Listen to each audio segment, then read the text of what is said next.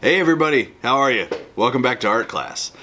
So today we're going to do something just a little bit different. Instead of talking about a type of art, a kind of art, an art idea, we're going to talk about a person. Now we've talked about some people in here before. Usually they are artists because this is art class. That's why. This person was an artist, and that'll make more sense in a minute, but they were way more famous for being something else. They were, we know them, they are famous because they were an author. And that person's name is Theodore Geisel. And I'm sure you've all heard of him before, even if you haven't heard that name, because that's the real name of Dr. Seuss. That's right, today we're talking about Dr. Seuss. Why are we talking about Dr. Seuss, you might be wondering? Well, that's because it's either almost his birthday, or it just was his birthday, or it might be his birthday today, depending upon when you're watching this video. Dr. Seuss was born on March the 2nd in 1904, so a long time ago. He was both the author and the illustrator of his books. He wrote about 45 books, maybe a little more, maybe a little less, depending upon which name he was using. 45 books over the course of his career, and those books have sold 600 million copies. That's a lot. There's only like 350 or so million people that live in the United States, so it's like everybody in America has at least 2 Dr. Seuss books, which when you think about it, that kind of might be true. But those books have been sold all over the planet, and yeah, he's one of the most famous artists of all time. I just said artist, but I meant author. See, it's already confusing. He is the author, but also the illustrator. And you guys have had Miss Mandola's class for a few years now, so you know that the illustrator is the person that makes the pictures for a book. Now, an illustrator's job can be larger. It can be other things. Illustrators also do things for magazines and newspapers, advertisements, things like that. So it doesn't just have to be a book, but the person that makes the pictures for a book is called the illustrator. So Dr. Seuss was both the author and the illustrator. Now, when we think about him as an artist, like I accidentally said a few minutes ago, but it's what I mean right now, we know that he has a specific style. Now, we've talked a bunch about how artists can have their own style. That's how we can recognize that something was made by a certain artist, even if we don't have their name right there on the picture. When we look at a Van Gogh painting, and it's those bright, beautiful colors with those little bitty tiny brush strokes, we can kind of sometimes tell that it's either a Van Gogh painting or it was made in the style of Van Gogh. Does Dr. Seuss have his own style? What do you think?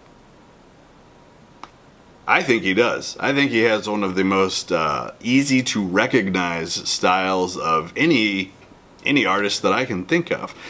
When you see a person that he drew, or a animal, or an environment, or plants and flowers, or a house, when you see something that Dr. Seuss made, you can pretty much tell that's Dr. Seuss, or at the very least, that's in the style of Dr. Seuss.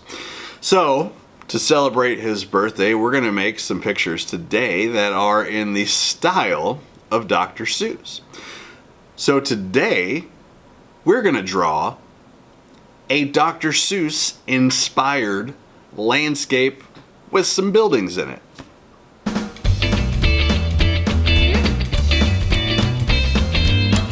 So one of the most recognizable features in Dr. Seuss's kind of world, in his environments that he creates, are his buildings. When you see a building that Dr. Seuss made, especially in comparison to like a regular drawing of a building, you can immediately kind of pick out some of the differences that exist within his world. Do we see a lot of things that look realistic? No, we don't. Do we see a lot of things that look like they are safe and sturdy? Yeah, not really. He's got these kind of twisted, bendy, wonky, looks like gravity doesn't really exist in that world buildings that in the real world they look like they could fall over at any moment, which is not what we would want.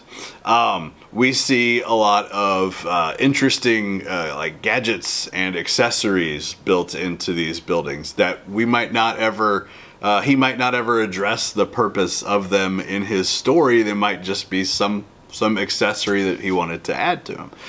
So that's our plan for today. We're going to make it's kind of a combination between a landscape and a drawing of a building, because we're going to focus on the building, but we're going to try and put a lot of his like landscape elements in it together. Now, your building won't necessarily need to look like my building. I'm just going to go over a couple ideas with you guys, and then you can get started making your own building. All right, my friends, let's get to work. Let's draw them buildings. All right, my friends, so today you will need some paper, you will want some crowns to color with, and you will need something to draw with. All right, we are going to make our Dr. Seuss inspired buildings and landscapes. I'm gonna draw one. Yours does not have to look like mine. You can base it off mine. You can add ideas to it, take ideas away from it, or if you want to make something completely different, that's fine too. I always hope that you are as creative as possible when you make stuff. All right, so when we think about his buildings, we said that they are not necessarily made up of straight lines like we would see in the real world. They might not look like they could stand up correctly. They might be kind of wavy and wonky. They might look like they could fall over at any moment. So that's one of the things we're going to think about when we're making our Dr. Seuss inspired buildings. Another thing that you can add if you want, a lot of his buildings have like interesting little gadgets and devices and stuff all over them. And another thing, which we'll talk about as we're making this, is a lot of his buildings, most of them are drawn in perspective. Now, when I say something's drawn in perspective, some of you remember we talked about it earlier in the year. Perspective is the difference between just drawing a square and adding the sides to it to turn it into a cube. So a lot of his buildings have other sides showing. And when we draw something in perspective like that, it helps it look a little more realistic is the word I want to use, but we know his buildings aren't realistic. So it's got some depth. It looks like it's not just flat. All right, so I'm going to pick just a completely weird, random, made-up shape to start with for my Dr. Seuss building.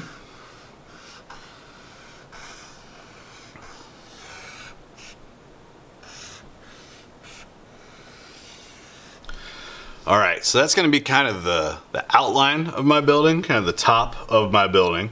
So now, this is the ground level here. I need to go through and add things like windows and doors and stuff like this. Now, one of the things that we know from looking at some of the examples of his work is these won't look necessarily anything like real life. They, just like the structures themselves, might bend, might have weird shapes to them.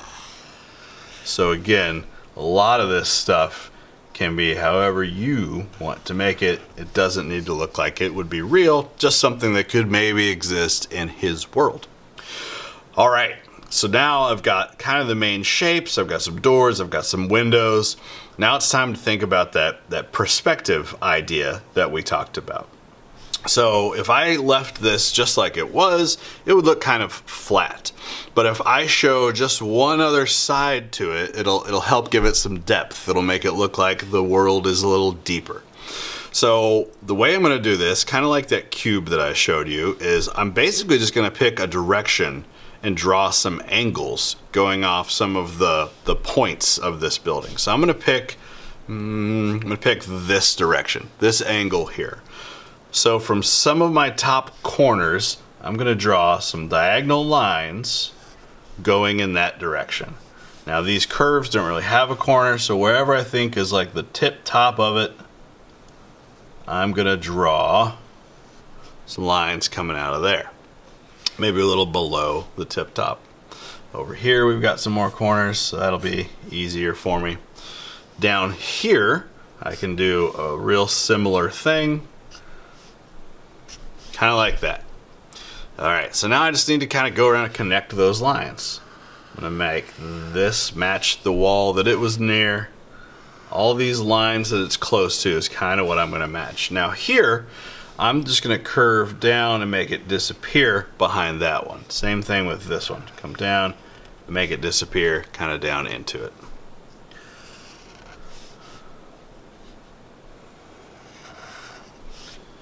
Alright, down here, I'm going to do kind of the opposite and make it go up and then disappear like that. Can do these same things kind of inside my windows. Now some of you guys, this might be your first time ever trying to do something like this. If it doesn't look perfect, that is not a problem at all.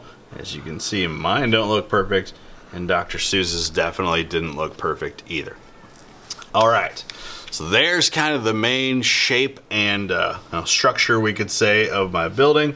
I'm going to go ahead and kind of finish up the bottom here. Now, when you are coloring this in, if you think about it, these areas would be probably a little darker, because if the sun's coming down on it, then these would be in some kind of shady areas. So you can either color them darker, or you can just add some lines to kind of give that effect, to let the person viewing your artwork know that that's a little shady, a little shadowy area. This one maybe not as much because it's kind of exposed. Like I said, you could also do this with color. You could pick a different color, a darker color. Alright, so there is a lot of my structure. So now let's think about, if you want to, you don't have to, you can add some of those kind of interesting little gadgets that he has. I'm going to make something that if a person was up here and they needed something from down here, it would allow them to kind of pull it up. So I'm going to make some things that look kind of like big fishing poles coming off the side of this building. I'll put some little rings for like a rope to go through. I'm going to make that rope kind of come back into the window, hang down through the rings, and then down here I'm going to draw like a bucket so that person could get whatever they needed brought up to their room. If you wanted to add more stuff like that, you can. In the examples, there's, well, good examples. Alright, I'm going to add just some scenery now. I'm going to do some hills in the background. One there.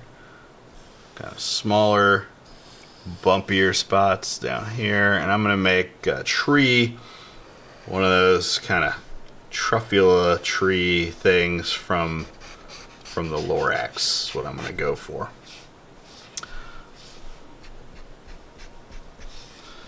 Alright, so there is my Dr. Seuss building. I've got, like we were talking about, some not very straight lines. I've got windows and doors that don't necessarily make sense. I've got a weird gadget situation on it.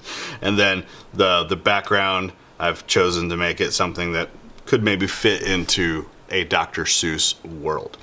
Alright, I'm going to go ahead and color this. I'll speed it up real fast so don't waste your time, just so you can kind of see what my final one looks like, and then you guys can get started on yours. Now when you are coloring, think about the colors that we usually see in Dr. Seuss stuff. We see a lot of bright, happy colors. We see a lot of pastels, a lot of pinks and greens and things like that. Alright, here we go.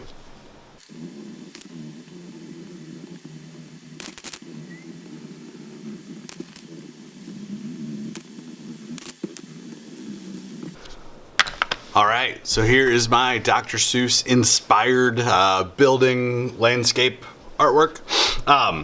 Didn't do the best job coloring my whole life, but I wanted you guys to be able to get started. Alright, so just think about the things we've talked about how his structures would have looked. Start with just a crazy wonky shape. Mine was kind of wide. Maybe yours is going to be super tall. It's up to you. Can't wait to see everybody's. Happy birthday, Dr. Seuss. See you guys later. Bye.